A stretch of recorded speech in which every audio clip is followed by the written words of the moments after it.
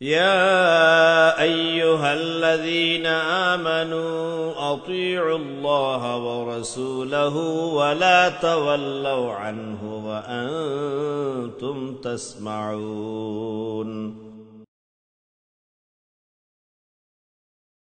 রাসূল সাল্লাল্লাহু আলাইহি ওয়াসাল্লাম বলেছেন, আল্লাহর পর অন্য কাউকে সিজদা করার অনুমতি থাকলে স্ত্রীকে বলতাম স্বামীকে সিজদা করার কথা। এই হাদিস সহিহ কিনা? হাদিসটা সহিহ।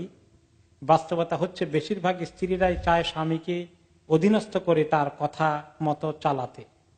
এই ক্ষেত্রে অনেক স্ত্রীরাই সফল, বাকিরা চেষ্টা চালিয়ে যাচ্ছে। এই অবস্থা কি করা যায়?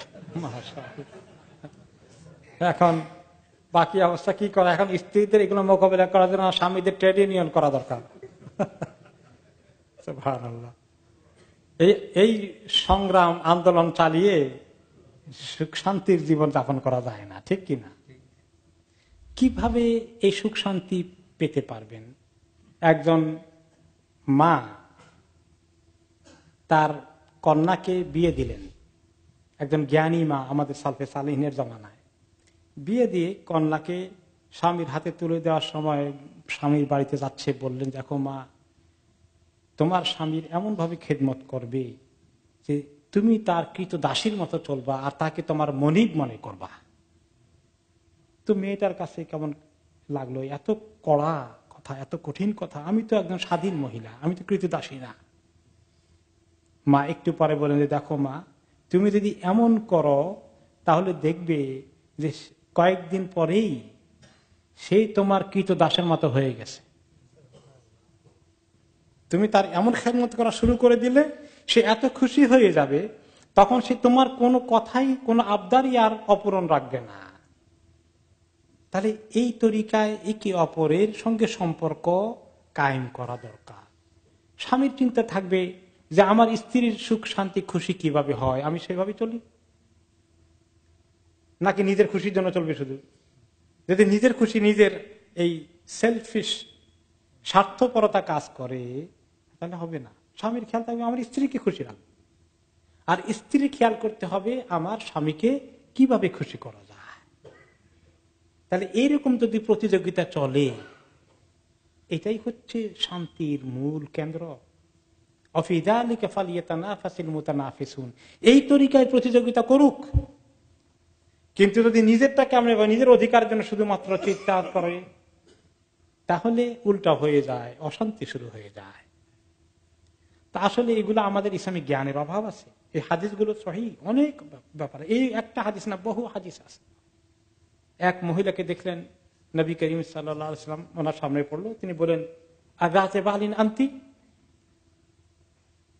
তুমি কি বিবাহিতা, তোমার স্বামী আছে? মহিলা বলেন যে আছে ইয়া রাসূলুল্লাহ।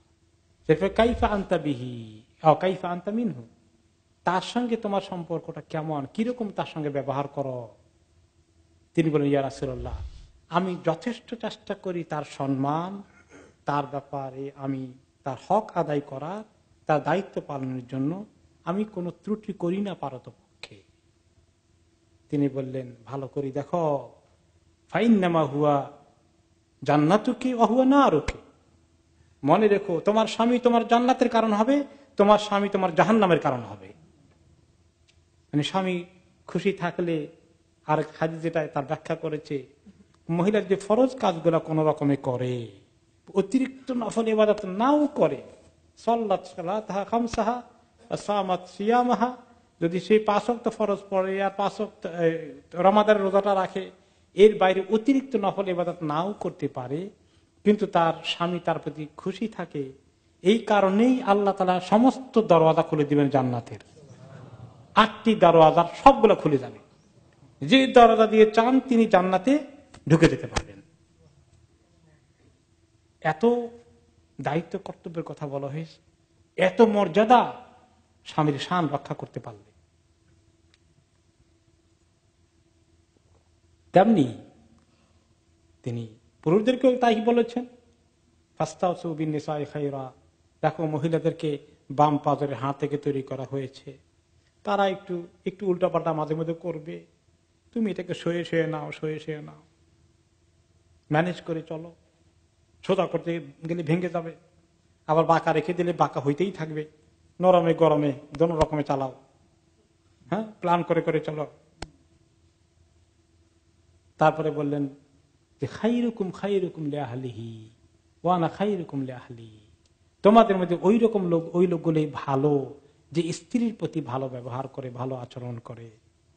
আমি আমার স্ত্রীদের প্রতি ভালো আচরণ করি, তিনি বললেন। তারপরে বললেন যে অনেক মহিলারা এসেছে আমার কাছে কমপ্লেন করতে তাদের স্বামীদের বিরুদ্ধে, এরা কখনো ভালো মানুষ না যারা স্ত্রীদের প্রতি দুর্ব্যবহার করে।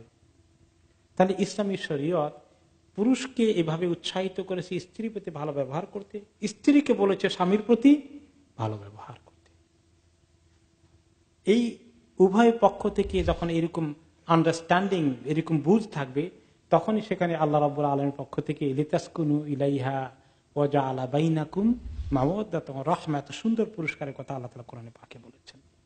আর যেখানে তা নিয়ে শুধু অধিকার নিয়ে এবারে কামড়াকামড়ি, মারামারি চলছে, টানাটানি চলছে, আন্দোলন চলছে, সেখানে তো সুকুন আসবে না, শান্তি আসবে না, ভালোবাসা, মায়া, মমতা সৃষ্টি হবে না।